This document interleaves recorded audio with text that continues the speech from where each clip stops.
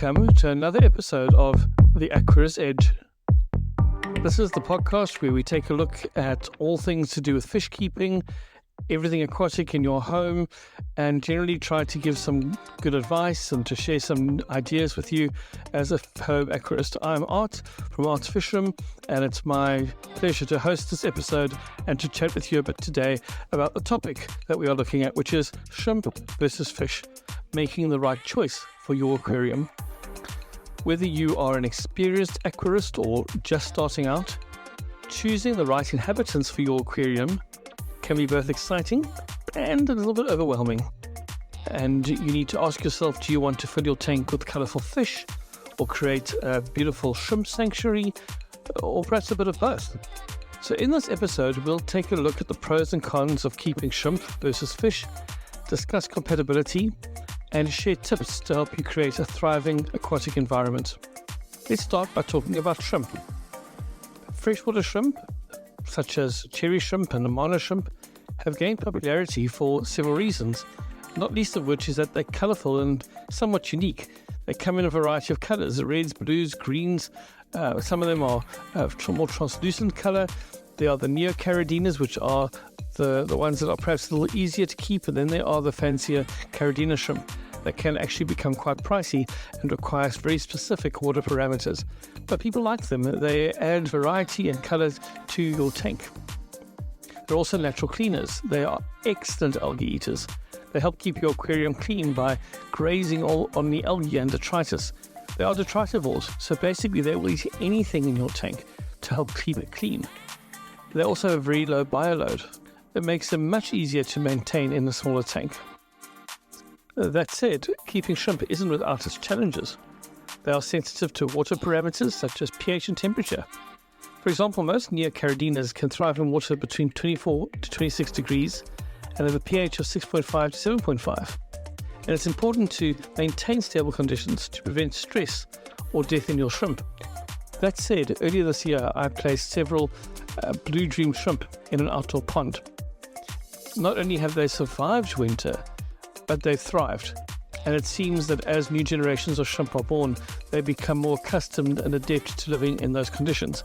So while I certainly have my blue dream main colony in my fish room, there is a large colony now developing and growing in an outdoor tub. But yes, keeping shrimp is not without challenges, particularly with the higher end caradinas.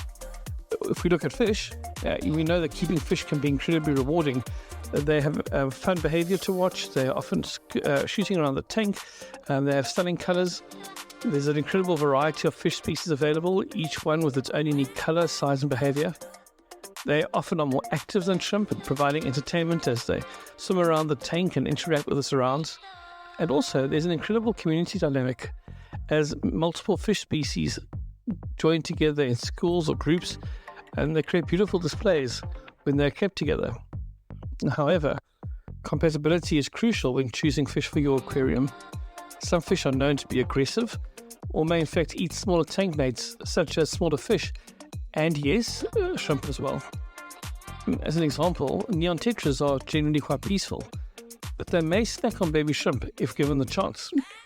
So always research your potential tank mates before adding them to your aquarium. Look for peaceful species that won't harm your shrimp or the smaller fish. So when deciding between shrimp and fish, or if you want to combine both, compatibility is key. You could consider fish such as Otocinclus. These are small algae eaters. They're very safe with shrimp and they help keep the tank clean. While baby shrimp can be eaten by neon tetras, adult cherry shrimp can coexist with them if there are plenty of hiding spots. The ember tetras are another fantastic fish to keep with shrimp. They're very tiny and they won't pose a threat to adult shrimp at all. And it's also important to note that there are some species that should be avoided altogether when keeping shrimp. Certainly top of the list for me would be cichlids. Cichlids are territorial and aggressive, and you don't want to be keeping shrimp in a tank with them. There's sometimes a debate around whether betters should be kept with shrimp. I've managed to keep betters in a well-planted tank with shrimp and had no problems. I've also had some betters that have aggressively hunted down the shrimp in the tank, and it's been a definite no-go zone for shrimp. So yes, with betters, as is often the case, it very much depends on their temperament, their personality, And I guess sometimes it's a bit of a trial and error to see whether a betta will be able to live with shrimp in the tank or not. There are also environmental needs in terms of keeping shrimp and fish together. One, of course, being the water parameters. For example, there are fish that often require different pH levels to shrimp. And if you want those fish to thrive, or you want the fish to thrive, another factor to consider in deciding between shrimp and fish is their environmental needs. For example, the water parameters may differ. There also might be different temperature requirements. And so to create the best environment for both fish and shrimp, it's essential to find a balance that accommodates both if you decide to mix the species. If you're going to go ahead and set up a tank that has both shrimp and fish, I would suggest that you don't aim for anything less than a 40-litre tank. Even that may be a bit small, but if you need to start somewhere, that's a good place to start. That you invest in a good filtration system that maintains water quality without creating too strong a current that could stress out your shrimp. Bear in mind that if you're going to use a filter with an intake, you can't have it be too strong, otherwise the little shrimp are going to be sucked up. There are ways around this with a shrimp filter, a cover, and those are certainly things that you can buy at your local fish shop. You also want to make sure you've incorporated plants and decorations that provide hiding spots for both fish and shrimp. Always remember, of course, that patience is key when you set up your aquarium. Allow it time to cycle before adding any livestock. And it's perhaps a good idea to add plants first before introducing any animals, as this allows them time to establish themselves and create a more natural environment. And what about feeding? Well, the shrimp will thrive on algae wafers, blanched vegetables, specialized shrimp food, high protein, both plant and meat protein. Fish will require a varied diet depending on their species.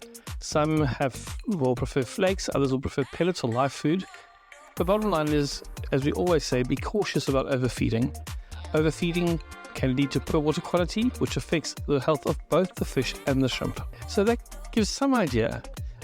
My personal take is that if you are breeding shrimp, particularly for a purpose of trying to develop a particular colour strain, or you have an interest in a particular strain, then perhaps keep your shrimp with very definite shrimp-only species, or shrimp-friendly species, such as Odosynctus, or species of snail.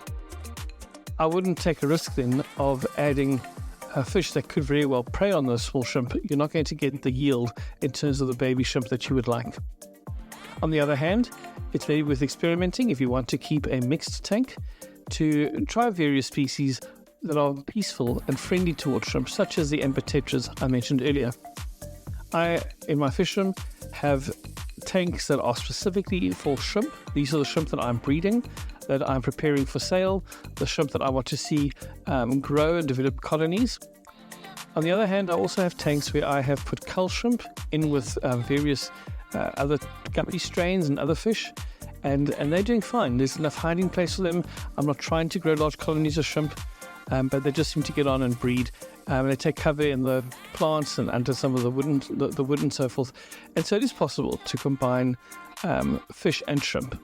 It all depends on the look you're going for, the type of aquarium you want, and the purpose of having the shrimp or the fish in your tank. That's a personal decision and one that only you can take. But whatever you decide to do, make sure your basics are in place. And if your basics are in place, such as regular maintenance, making sure that your tank is cycled before adding any animals into it, making sure that you have enough hiding spaces, that you create a natural place, a natural environment in your tank, provide decent lighting. If you get those basics right, you will have a thriving aquatic ecosystem. So that's it for this episode. I trust that you have found something useful in this episode of the Aquarist Edge. This is Art signing off. Keep learning, keep discovering, and I'll see you on the next episode.